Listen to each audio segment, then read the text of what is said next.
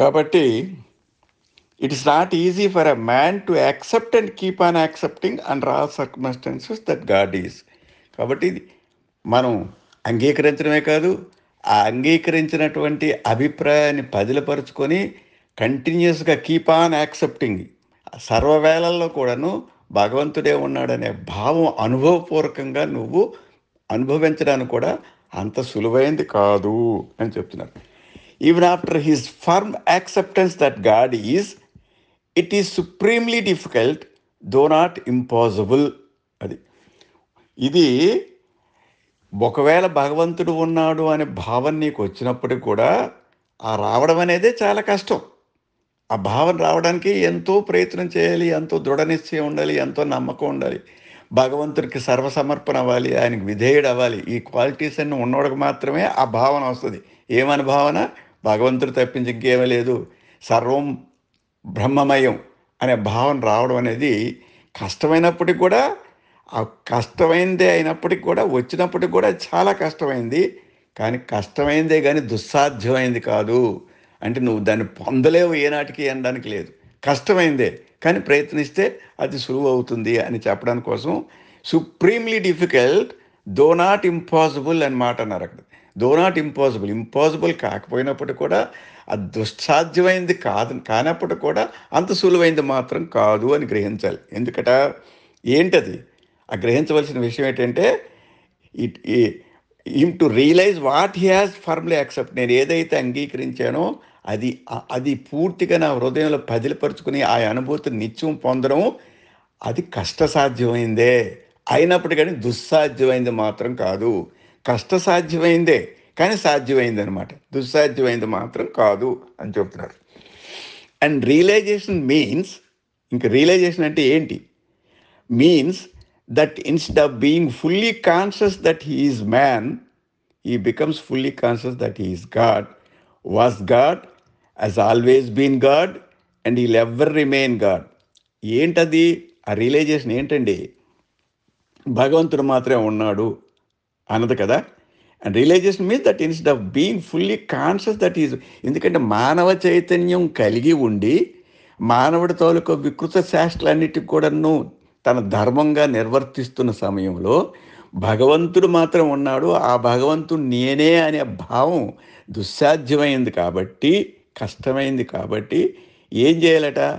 ఏకకాలంలోనే మానవ చైతన్యం దైవీ చైతన్యము కలిగి ఉండాలి. ఎందుకంటే దైవీ చైతన్యం నాకు వచ్చింది, నేను ఈ శరీరాన్ని విడిచిపెట్టి వెళ్ళిపోతానంటే అవ్వదు. నీ డెస్టినీ ప్రకారంగా, ఆ దివ్య ప్రణాళిక ప్రకారంగా నువ్వు సంచరించవలసి ఉంటుంది. కాబట్టి ఏం చేయాలి? రియలైజేషన్ అంటే ఏంటి? Realisation means that instead of being fully conscious that he's man, నేను మానవుడనే ఆ చైతన్యం కలిగి ఉండి, ఈ becomes fully conscious that he's God.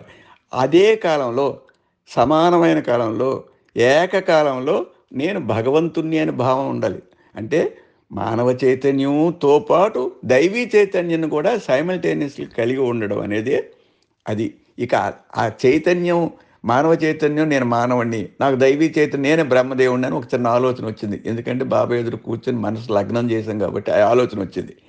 ఆ ఆలోచన వచ్చినప్పుడు ఏమనుకోవాలంటే, నాకు ఈ ఆలోచన, ఇంతటి జ్ఞానం, ఇంతటి శక్తి, ఈ ఈ అదృష్టం కలక్కు ముందు కూడా నేను భగవంతుణ్ణి. అంటే దుశ్చర్యలు చేస్తున్నప్పుడు కూడా నేను భగవంతుణ్ణి. ఇప్పుడు ఈ ఆలోచన వచ్చింది కాబట్టి భగవంతుణ్ణి. నేను మళ్ళీ తలుపు తీసి బయటకు వెళ్ళిన తర్వాత ఈ మానవ ప్రపంచంలో సంచరిస్తున్నప్పుడు మళ్ళీ నేను చెడిపోవచ్చు, ఒకంత కిందకి రావచ్చు.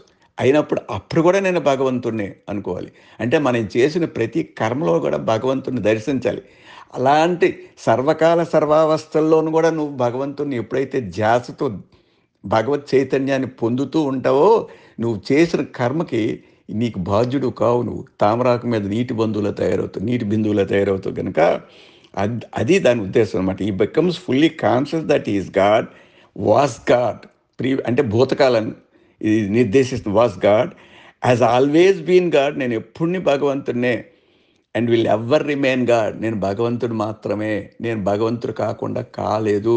నేను ఏం ఆలోచిస్తున్నా, ఏం చర్య చేస్తున్నా, ఏం చేస్తున్నా అంత భగవత్ నిర్ణయం ప్రకారంగా చేస్తున్నాను. కాబట్టి నా ప్రతి కర్మ భగవంతుడిదే, దాని ఫలితం నాకు సంబంధం లేదు, నేను నిమిత్త మాత్రుడే.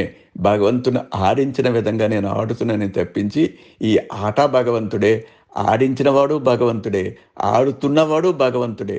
ఈ 3 భగవంతుడే అనే ధ్యాస, ఆ అవగాహన, ఆ అర్థం, ఆ అవేకెనింగ్, ఆ జాగృతి కలిగి ఉండడం అనేదే ముఖ్యమైంది అని బాబా చెప్తున్నాడు. ఇక next paragraph. Knowingly or unknowingly man is ever seeking the goal. మనం అనేకసార్లు చెప్పుకుంటున్నాం, తెలుసో తెలియకో మనం చేస్తున్న ప్రతి పని భగవంతుడికి దగ్గర అవ్వడానికి కోసమే మన ప్రయత్నం జరుగుతుంది. మనం భగవంతుడికి ఎక్కడ దగ్గర అవుతున్నామండి? మనం పాడు పనులు చేస్తున్నామో అని అనుకోని అవసరం లేదు. ఆ పాడు పనులు ఎందుకు చేస్తున్నాం అంటే, ఆ పాడు పనులు ఉండే పాడు తత్వాన్ని అర్థం చేసుకొని ఒకానొక సమయంలో నీకు నువ్వు మలుచుకొని, నువ్వు భగవంతుడి వైపు నీ దృష్టిని సారించడానికి ఉపయోగపడడానికి కోసమే ఆ దుశ్చర్య చేసే విధానాన్ని భగవంతుడు మనకి ఇచ్చాడు. ఎందుకంటే భగవంతుడు తప్పించి ఇంకెవరు లేదు. నాలో వచ్చిన ప్రతి ఆలోచన భగవంతుడిదే అనే సత్వం నువ్వు ఎప్పుడు గ్రహించావు? ఇంక మరి ఇంకా తప్పు పనులు కానీ దుష్ట చర్యలు కానీ నువ్వు చేయవు. ఎందుకంటే ఆ జ్ఞానం లేక, ఆ పరిమితమైన జ్ఞానంతో ఈ శరీరంతో కూడుకొని నేనే శాశ్వతున్నాను అనుకుని నువ్వు చేస్తున్నావు.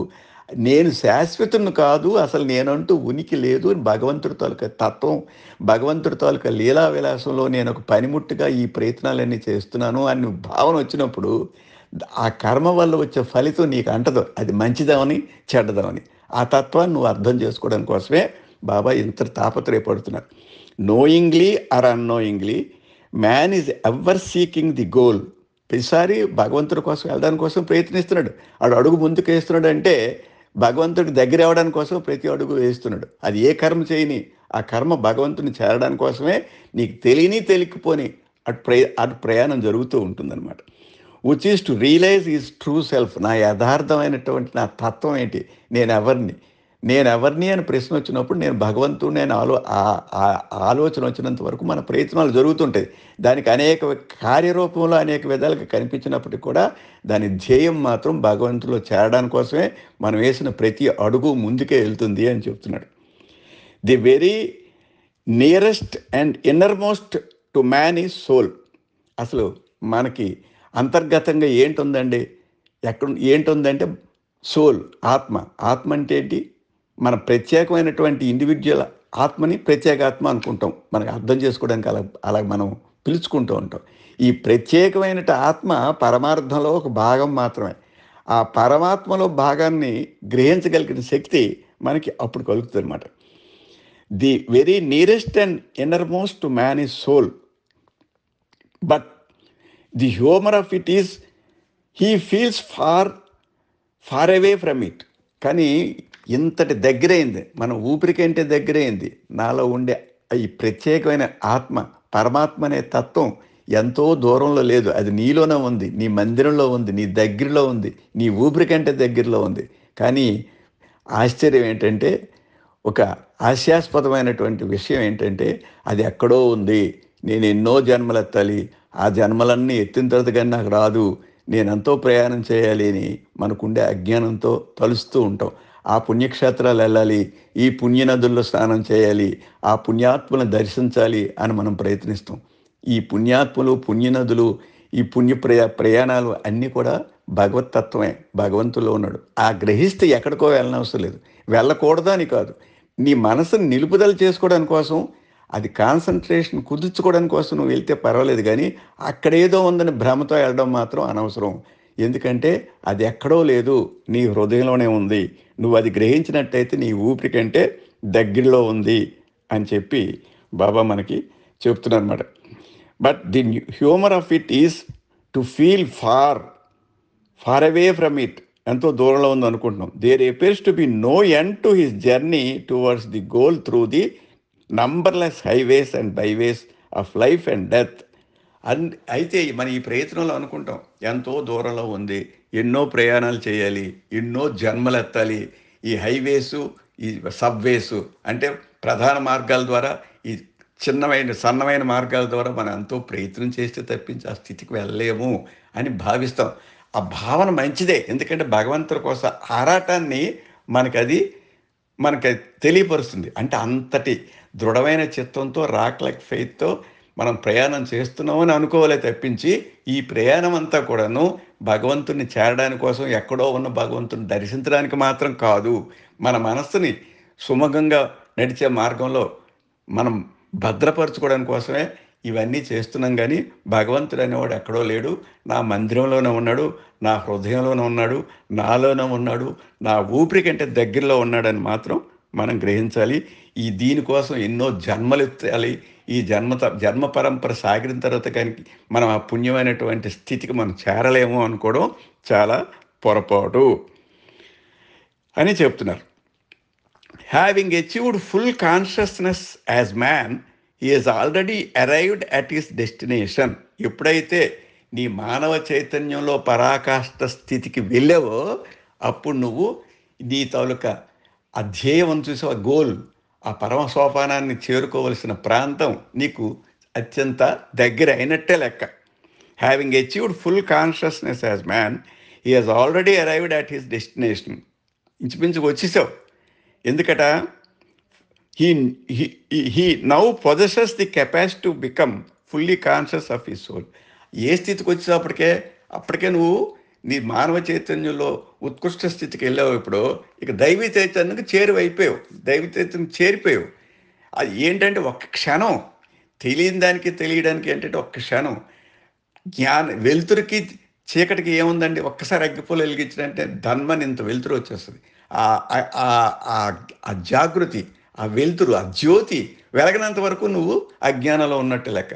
అలాగే ఎప్పుడవుతే భగవత్ చైతన్యం నీకు అర్థమైందో అది నీలోనే ఉందని గ్రహించగలుగుతావని చెప్తున్నాను అనమాట.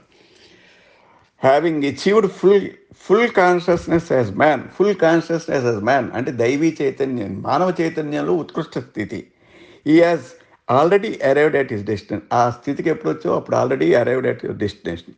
For he now possess the capacity to become fully conscious of his soul.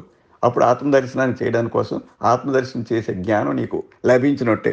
Still అయినప్పటికీ కూడా ఆయన ఏమనుకుంటాడట? Still he is unable to realise his divine destiny because his consciousness remains completely focused on his inverted limited finite self, the mind, which ironically has been the means of achieving consciousness. ఇక్కడ ఏమైందంటే, ఎంత దర్శనం చేసినప్పటికీ భగవంతుడు కనిపించినట్టు ఉన్నప్పుడు కూడా ఇంకా నేను రియలైజ్ అవ్వలేదు, ఆ డివైన్ డెస్టినీ ఇంకా నేను చేరలేదు అని అనుకుంటాడు. ఎందుకంటే వాటి తాలూకు ప్రవర్తన గమనిస్తుంటే ఈ లౌకిక జగత్తులో ఈ స్వార్థ చింతనలు ఇంకా తను విడనాడలేదు. అవి ఉంటున్నాయి, దాంట్లో నేను సంచరిస్తున్నాను కాబట్టి నేను ఆ స్థితికి వెళ్ళగలనా అని బాధపడుతూ తనకు కలిగిన ఈ ఆలోచనలకు కారణం ఏంటో గ్రహించి తన మైండ్, తన మనస్సే ఇలాగ చపలత్వంతో నన్ను భ్రష్టుని చేస్తుంది అని చెప్పి బాధపడుతూ భగవంతుడికి ఇంకా నేను దూరంగా ఉన్నానని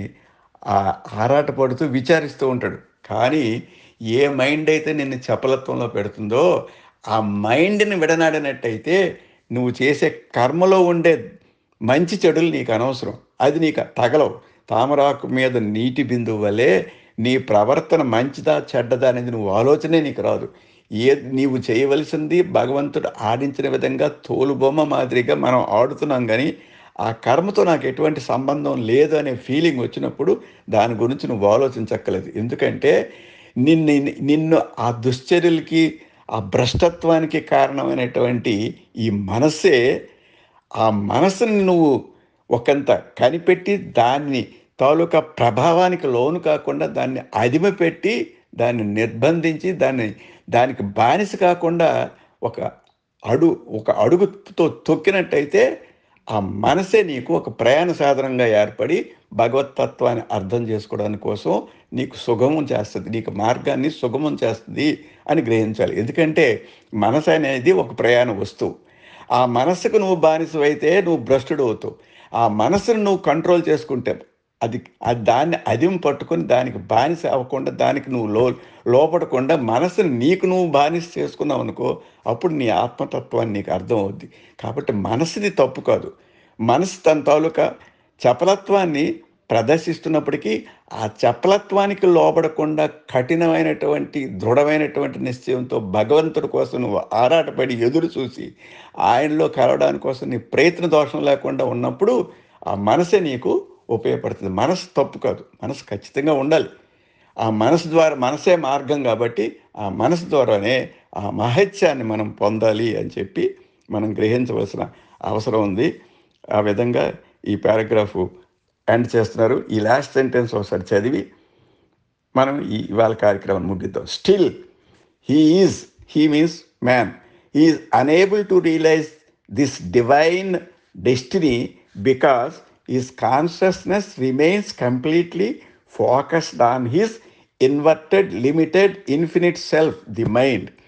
ఈ ఇన్ఫినిట్ సెల్ఫ్, ఈ ఈ పరిమితమైనటువంటి ఈ అహం అదేంటంటే మైండ్, అదే నా మనస్సు. ఆ మనస్సు మూలాన్ని నేను పరిమితమైన వాడిని అయిపోతున్నాను. నా మనసు చపలత్వంకు లోనవుతుంది, మనసు పెట్టే ప్రభావాలకు నేను లొంగిపోతున్నాను అని అనుకుంటావు.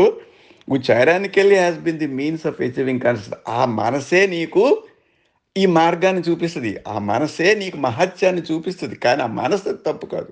ఆ మనసుకి నువ్వు బానిస అవడం తప్పు. బానిసత్వానికి నువ్వు లోబడకుండా నీ తాలూకా బానిసగా మనసును మలుచుకున్నట్టయితే, అంటే మనసును నువ్వు జయించినట్టయితే, ఆ మనసును నాశనం అంటే పూర్తిగా నాశనం చేయడం కాదు, మనసు చేస్తున్నటువంటి ఆ చపలత్వాన్ని నాశనం చేసుకొని ఆ మనసనే సాధన ద్వారానే నువ్వు మహత్యంలోకి ప్రవేశించి ఆ మహాత్ములు ఆ మహాత్మ అయినటువంటి ఆ భగవత్ తత్వాన్ని అవగతం చేసుకోవాల్సిన అవసరం ఉంది అని చెప్పి బాబా చెప్తున్నారు. ఈవేళ ఇప్పటికీ ముగిద్దామండి. ఇది మొట్టమొదట ఏదో టెక్నికల్గా సగంలో ఆగిపోయింది కాబట్టి మళ్ళీ రెండు విధాలుగా నేను ఇది పంపించడం జరుగుతుంది. ఈ రెండు విధాలు కూడా ఈ ప్రసారమైంది విని మనం గ్రహించడానికి ప్రయత్నిద్దాం. అవతార్ మెహర్ బాబాకి జై.